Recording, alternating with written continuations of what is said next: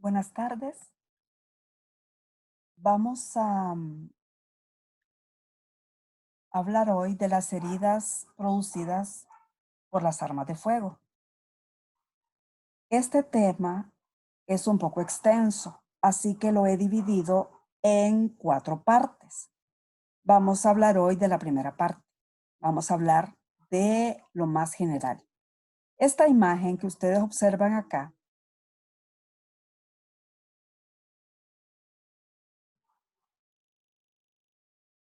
es importante que la tengan presente para que puedan entender por qué los proyectiles dejan ciertas características en el cuerpo. Las heridas por arma de fuego son heridas que en nuestro medio son muy comunes. Ocupan el primer lugar de muertes violentas. Como sabemos, casi todos los días hay personas que mueren por heridas producidas por este tipo de arma.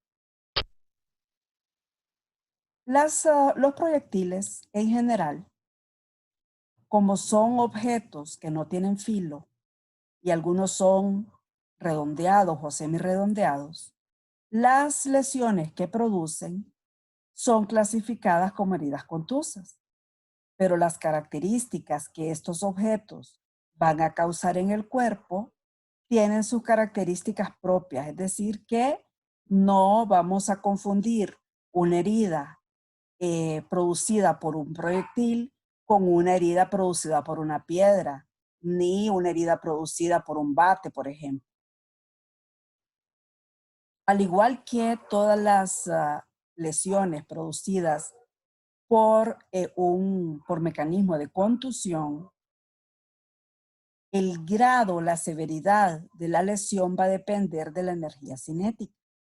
Ya mirábamos antes que la energía cinética, su fórmula es la masa por la velocidad al cuadrado sobre 2 por la gravedad. Habíamos dicho que entre mayor peso y mayor velocidad tenga un objeto, mayor va a ser el daño que causa. En el caso de las armas de fuego, pues los proyectiles que estos disparan no tienen tanto peso, pero sí logran alcanzar grandes velocidades. Entonces acá vemos que entre más veloz sea un proyectil, mayor va a ser el daño que ese proyectil causa en el cuerpo. Una vez que el proyectil atraviesa la piel y se introduce en el cuerpo, va a depositar la energía cinética que trae consigo desde que fue disparado por el arma y la va a distribuir dentro del cuerpo en forma radiada. Esto va a hacer que los tejidos se estiren, que se forme un hueco dentro del cuerpo que va a ser temporal, es decir, que ese hueco va a durar milésimas de segundo, pero en ese momento de estiramiento, de gran estiramiento, esa energía cinética va a causar daño en los tejidos. Y luego esos tejidos van a volver a su estado inicial, pero siempre va a dejar o va a quedar un canal o un conducto o un trayecto de ese proyectil dentro del cuerpo. A eso se le llama cavidad permanente. Esto es en realidad lo que ocurre dentro del cuerpo. Una vez que el proyectil entra, va a depositar acá su energía cinética, va a estirar los tejidos, que está representado acá con esta parte blanca, y entre más veloz sea este proyectil, mayor va a ser este estiramiento. Esta es la cavidad temporal, que va a durar milésimas de segundo este estiramiento, luego va a volver a su estado inicial y nos va a quedar la cavidad permanente, que es este caminito que el proyectil ha dejado. Hay varios factores que van a ser los responsables del daño que el proyectil produzca en el cuerpo. Uno de estos, como dijimos, es la cantidad de energía cinética que este proyectil tenga al momento en que impacta en el cuerpo. Porque esa energía cinética puede ser disminuida si al momento de impactar en el cuerpo, este proyectil ha atravesado otras superficies. Por ejemplo, un proyectil que atraviesa una pared de tabla yeso, sigue su recorrido, pero en el momento de impactar en la pared de tabla yeso, ahí restó una parte de esa energía cinética y al momento de impactar en el cuerpo, pues la energía cinética que lleve va a ser menor. Va a depender también del ángulo de desviación de ese proyectil al momento del impacto.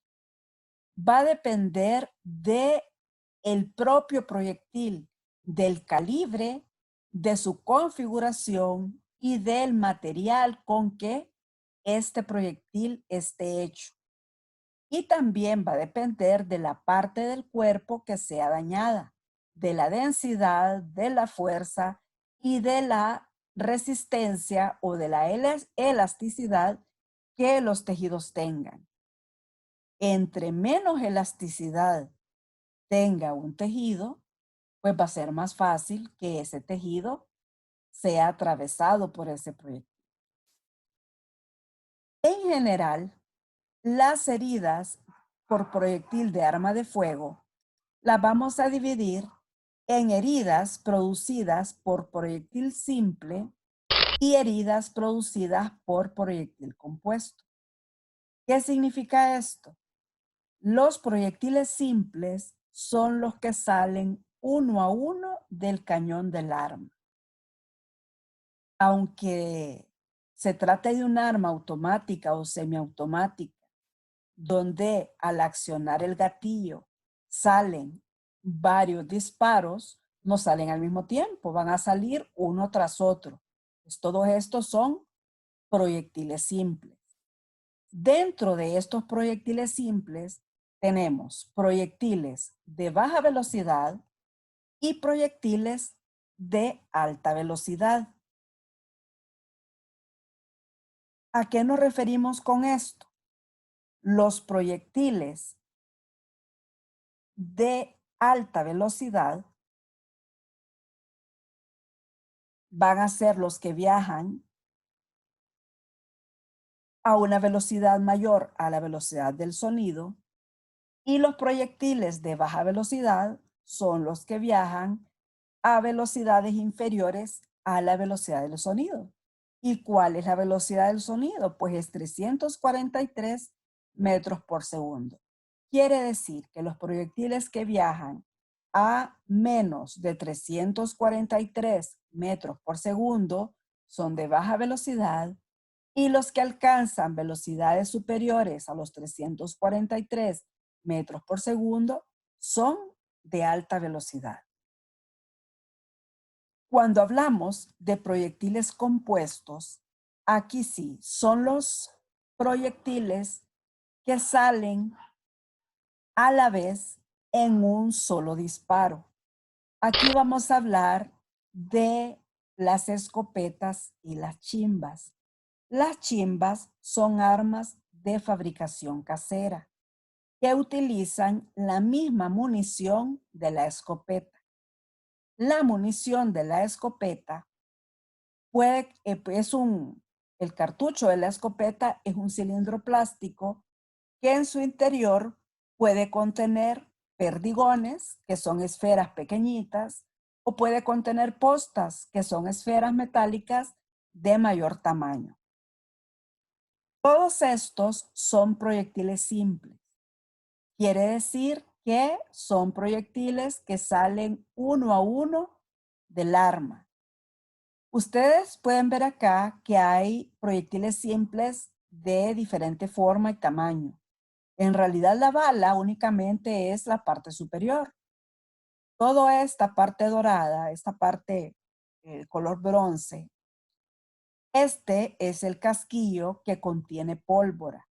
Entre mayor cantidad de pólvora tenga esa munición, mayor va a ser la velocidad que ese proyectil alcance. Y este es el cartucho de escopeta, donde vemos que es un cilindro plástico, en este caso es rojo, pero hay de otros colores, que en su interior lo que tiene es una serie de bolitas metálicas, en este caso son perdigones. Además de los perdigones, hay una parte blanca plástica, que eso se llama concentrador, y también por dentro hay unos discos que son como de cartón o de caucho, que también son parte de la munición y que dependiendo de la distancia también pueden causar lesión en el cuerpo. Vemos aquí en esta fotografía a lo que nos referíamos antes, que es el efecto de cavitación. Entre más veloz sea el proyectil, mayor va a ser el daño que va a presentarse en el cuerpo. ¿Qué es lo que ocurre? Para que un proyectil pueda atravesar la piel, solo necesita viajar a 36 metros por segundo. Para que pueda atravesar un hueso o fracturar un hueso, necesita viajar a 61 metros por segundo. Para que un disparo sea mortal, debe de alcanzar una velocidad aproximada de 122 metros por segundo. Pero ¿qué pasa con los proyectiles de alta velocidad? Hay proyectiles que alcanzan velocidades tan grandes como los 600 metros por segundo, y en este caso lo que ocurre es un efecto hidrodinámico que va a ser mayor en los órganos que están llenos de líquido. Por ejemplo, el estómago, la vejiga. Lo que hace es que aumenta la presión dentro de estos órganos y por consiguiente produce mayor daño en los tejidos. Y hay proyectiles que alcanzan velocidades mucho mayores, como 800 metros por segundo, por ejemplo, donde el disparo puede ser mortal aún sin que el proyectil atraviese un órgano vital, sino que únicamente es el daño causado por el efecto de choque y el efecto de cavitación el que va a causar la muerte del individuo. En esta imagen podemos ver la diferencia entre la cavidad temporal que produce un proyectil que viaja a una velocidad media y un proyectil de alta velocidad. Vean que en el de alta velocidad, esa cavidad temporal que está representada ahí por una mancha roja es mucho más amplia que en la imagen de arriba, que es un disparo de un proyectil de mediana velocidad. En todas las heridas por proyectil de arma de fuego, al igual que como vimos anteriormente en las heridas punzocortantes y heridas punzantes, buscamos lo que es un orificio de entrada, su trayecto y un orificio de salida. El orificio de salida no siempre va a estar presente. A veces el proyectil se queda dentro del cuerpo. Y no en todos los casos vamos a encontrar un orificio de entrada como tal, es decir, una herida. Ya vamos a ver más adelante en qué casos específicamente no lo vamos a encontrar. Las heridas producidas por los proyectiles simples, es decir, los que se disparan uno a uno, van a tener características generales, van a tener características que van a ser producidas por la simple acción mecánica del proyectil al perforar la piel. Esas características generales las vamos a encontrar independientemente de la velocidad del proyectil e independientemente de la distancia a la que el proyectil es disparado. En el orificio de entrada vamos a encontrar un orificio propiamente dicho, un anillo de enjugamiento y un anillo de contusión. A estos tres elementos juntos se le llama halo de Fish. Para poder saber si una herida corresponde a una entrada o a una salida, son precisamente estas características las que vamos a buscar para poder determinar de qué se trata. Ese halo de Fish, como les dije, está formado por los tres elementos. En esta imagen vemos que el centro o la parte roja es el orificio propiamente dicho o la herida. Alrededor de la herida vamos a observar un borde oscuro que es el anillo de enjugamiento, y por fuera de ese anillo de enjugamiento que está representado en gris, vemos el anillo de contusión. Acá vemos una herida verdadera, donde logramos observar el orificio propiamente dicho, el anillo de contusión y el halo o anillo de enjugamiento. El orificio propiamente dicho, o la herida en sí, se produce por la presión que el proyectil ejerce sobre el cuerpo o sobre la piel. Primero lo que hace el proyectil es que va a deprimir o va a hundir la piel y va a hacer el efecto como que tuviéramos un plástico y le hiciéramos presión con el dedo. Ese plástico se va a estirar hasta que ya no va a resistir más, y una vez que ya no resiste más, ese plástico se rompe y se produce un agujero. Entonces es lo mismo. Cuando el proyectil atraviesa la piel se va a estirar hasta su punto máximo, hasta vencer su índice de elasticidad. Una vez que se supera el índice de elasticidad de la piel, se va a producir la herida o el orificio propiamente dicho. Vemos aquí ese efecto. El proyectil atravesando la piel, hundiendo la piel hasta estirarla por completo, y una vez que logra vencer esa resistencia de la piel, se forma el orificio o la herida propiamente dicha. Si ese proyectil impacta de forma perpendicular, vamos a encontrar un orificio de forma circular. Pero si ese proyectil incide de forma inclinada o de forma oblicua, vamos a encontrar un orificio de forma ovalada.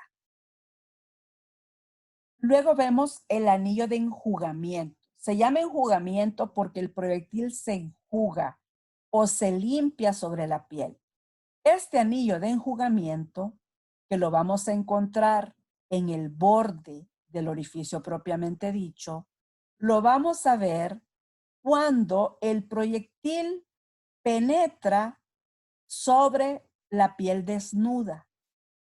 Cuando el proyectil, antes de penetrar en el cuerpo, atraviesa la ropa, el proyectil se va a limpiar en la ropa. Quiere decir que ese borde negruzco lo vamos a encontrar en la rasgadura en la ropa, en el borde rasgado de la ropa. ¿Y por qué se produce este anillo de enjugamiento? Porque el proyectil, al salir del arma, va a salir sucio. Viene cubierto de polvo, de lubricantes de la misma arma, y se va a limpiar. Al atravesar la piel, se va a limpiar. Como dijimos antes, este anillo de enjugamiento puede estar ausente porque quedó en la ropa, que indica que la ropa es un elemento muy importante para estudiar en los casos de muertes por arma de fuego. El anillo de contusión también se le llama cintilla erosiva. Es un tipo de escoriación. Es una zona rojiza que vamos a encontrar por fuera de la herida o por fuera del anillo de enjugamiento, que vamos a observar esa zona de piel desnuda o desprovista de la epidermis, que es la capa superficial de la piel. Cuando el disparo se produce y el proyectil entra en el cuerpo, ese proyectil va a friccionar, se va a friccionar contra los bordes de la piel y eso va a causar esta contusión. Ese anillo de contusión al inicio, cuando es reciente, va a ser de color rojo, porque es como un raspón que nos acabamos de hacer. A medida va pasando el tiempo, esa área escoriada se va a ir oscureciendo, así como cualquier escoriación o cualquier raspadura que sufrimos. Si esa persona logra sobrevivir, ese anillo de contusión se va a ir cubriendo de costra y se va a desprender una vez que la piel se regenere, una vez que esa epidermis se regenere y esa cáscara o esa costra que se va a formar sobre ese anillo se desprenda. Pero en el caso de los cadáveres, lo que va a ocurrir es que se va a ir oscureciendo, ¿verdad? Porque la sangre se va a ir oxidando. Ese anillo de contusión lo podemos ver de dos tipos. Puede ser concéntrico o puede ser excéntrico. ¿Qué significa esto? Va a ser concéntrico cuando ese anillo va a estar en todo el contorno de la herida, más o menos de la misma anchura. Y va a ser excéntrico cuando ese anillo va a ser más ancho, más en un lado de la herida que en el resto. Cuando hablamos de un anillo de contusión concéntrico, quiere decir que el proyectil penetró de forma perpendicular en el cuerpo, y si encontramos un anillo de contusión excéntrico, quiere decir que se trata de un disparo oblicuo. Quiere decir que se trata de un disparo con un grado de inclinación. Esa excentricidad del anillo de contusión nos va a permitir determinar cómo incidió ese proyectil en el cuerpo. Aquí vemos en este cadáver los dos tipos de anillos de contusión. En este de arriba, que está señalado con la letra B, vemos que se trata de un anillo de contusión concéntrico. Quiere decir que el proyectil vino de atrás hacia adelante de forma perpendicular, mientras que en el de abajo vemos que es más ancho de la parte superior derecha del orificio. Quiere decir que el proyectil incidió en el cuerpo de arriba hacia abajo, de atrás hacia adelante y de derecha a izquierda, así como lo señala esa flecha de color negro que vemos por debajo de la herida. Vemos aquí otros dos ejemplos. En la foto de arriba, un anillo de contusión concéntrico. En la foto de abajo, un anillo de contusión excéntrico, donde la parte más ancha está hacia el lado derecho. Quiere decir que desde ese ángulo provino ese disparo. Aquí vemos lo mismo, ese anillo de contusión que nos sirve para establecer la dirección de dónde provino ese proyectil. El orificio propiamente dicho, dijimos que lo íbamos a encontrar en la mayoría de los casos. Hay sus excepciones. No vamos a encontrar herida u orificio propiamente dicho cuando el proyectil incide en el cuerpo en un ángulo menor de 15 grados. ¿Qué es lo que ocurre cuando ese proyectil impacta en el cuerpo en un ángulo tan pequeño? Va a ser casi al ras de la piel. Entonces lo que nos va a causar es una herida tangencial, lo que comúnmente conocemos como rozones.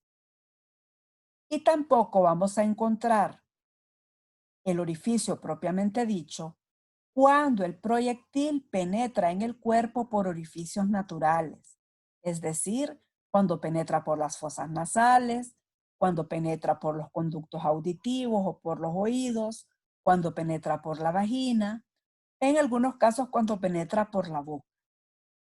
¿Qué ocurre si un proyectil, si un disparo es hecho dentro de la boca? El proyectil obviamente va a entrar en el cuerpo, pero vamos a encontrar una herida, pero no vamos a encontrar esas características propias de el halo de Fish. No vamos a encontrar anillo de contusión y anillo de enjugamiento porque el proyectil va a penetrar a través de una mucosa, no va a entrar a través de la piel. Vemos acá dos ejemplos de heridas tangenciales, donde el proyectil ha incidido en el cuerpo en un ángulo menor de 15 grados. A pesar de que solamente es un rozón, como lo conocemos comúnmente, podemos saber la trayectoria del disparo. ¿Y cómo lo hacemos? La parte más ancha de la lesión es el sitio por donde impacta la bala y la parte o el extremo más agudo es por donde la bala sale. En el caso de la cabeza que vemos en la fotografía, podemos decir que la flecha amarilla está mostrando por donde impactó el proyectil y la flecha azul por donde salió. Quiere decir que ese proyectil tuvo un trayecto de atrás hacia adelante y ligeramente de abajo hacia arriba. En la otra fotografía, que no se logra muy bien ver qué parte anatómica es, este es el hombro izquierdo, visto por su parte de atrás, vemos que el proyectil incidió en el extremo superior izquierdo y salió por el extremo inferior derecho. Quiere decir que el trayecto es de izquierda a derecha, de arriba hacia abajo. Hablábamos de cuando los disparos se hacen a través de los orificios naturales y hablábamos de la boca. Vemos aquí una herida, obviamente, por donde la bala entró, pero no vamos a ver el anillo de enjugamiento y el anillo de contusión que vemos en la piel. Aquí vemos otras características importantes que nos sirven para sacar otras conclusiones en relación a este tipo de heridas que vamos a ver más adelante. Acá vemos en la lengua también restos de pólvora que fueron dejados por esos disparos que fueron hechos en la boca. Y en la parte inferior vemos una placa de rayos X donde podemos ver la trayectoria de ese disparo. ¿Y cómo sabemos la trayectoria? Porque este proyectil nos ha dejado en el camino pequeños fragmentos metálicos y por último, el fragmento mayor, el fragmento o el proyectil que se detuvo dentro del cráneo, que indica que el trayecto va de abajo para arriba. Hay otras características generales, hay otras características que las vamos a ver en los cuerpos independientemente de la distancia de los disparos. Uno de estos es el signo truncado de Bonnet. Es un signo que lo vamos a encontrar únicamente en los huesos planos.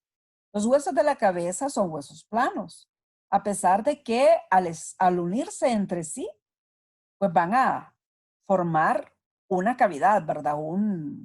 Van a formar una bóveda. Pero los huesos del cráneo tienen por fuera una capa de hueso compacto, por dentro otra capa de hueso compacto y entre las dos capas de hueso compacto una capa de hueso esponjoso. Quiero que observen bien esta fotografía para que luego nos regresemos y podamos determinar de qué se trata. En este dibujo tratamos de explicar en qué consiste ese signo de cono truncado.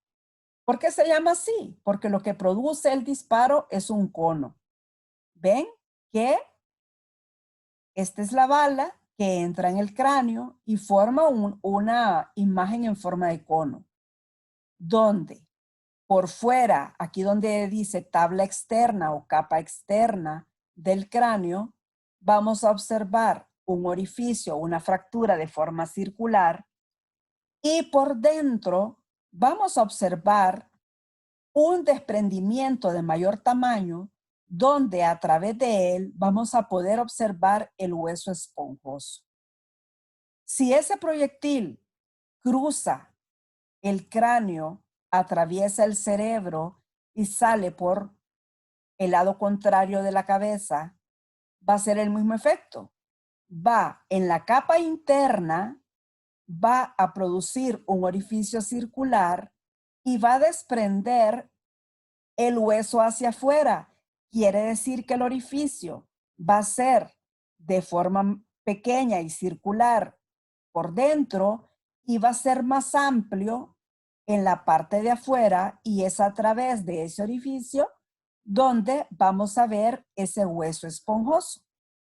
Entonces ahora sí nos podemos regresar a la imagen anterior. Este es un cráneo que está visto desde afuera. Vemos aquí la capa externa del hueso y la fractura que llega hasta este borde. Vemos aquí la capa de hueso esponjoso y vemos en el centro el orificio casi circular. ¿Qué indica esto? Que este orificio corresponde a un orificio de salida, porque el cono truncado está hacia afuera. En este caso, vemos un cráneo visto desde afuera, desde la teca o la tabla externa. Es un cráneo que al momento del disparo se fracturó. Acá lo que nosotros tenemos que hacer es reconstruirlo, buscar esos fragmentos para formar de nuevo ese orificio. No pudimos conseguirlo todo porque ven ustedes que acá le falta una parte del cráneo, pero con estos dos pedazos que tenemos es suficiente para poder establecer de qué se trata. Este cráneo que está visto por fuera, vean que el hueso llega hasta el borde de la herida. No vemos el hueso esponjoso. Quiere decir que este es un orificio de entrada. Vemos un cráneo visto desde adentro, y desde adentro vemos que la capa o el hueso compacto de la capa interna llega hasta este borde que está señalando la flecha azul. Logramos ver el hueso esponjoso y al fondo vemos el orificio. Quiere decir que este es un orificio de entrada, pero visto desde la parte interna del cráneo. Este es un cráneo visto desde afuera. Vemos la capa externa que llega hasta acá. Vemos la capa de hueso esponjoso y en el centro, al fondo, el orificio. Quiere decir que si lo estamos viendo desde afuera, este es un orificio de salida. Este es un cráneo visto desde adentro. Vemos aquí con mayor claridad. El hueso compacto llega hasta donde lo señalan las flechas amarillas. Vemos claramente el hueso esponjoso y en el centro, que está señalado por la flecha azul, el orificio. Quiere decir que ese es un orificio de entrada visto desde el interior del cráneo.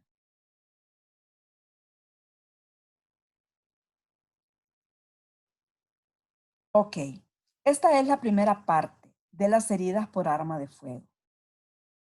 Posteriormente, le subiré la segunda parte para que vayan estudiándola de forma secuencial.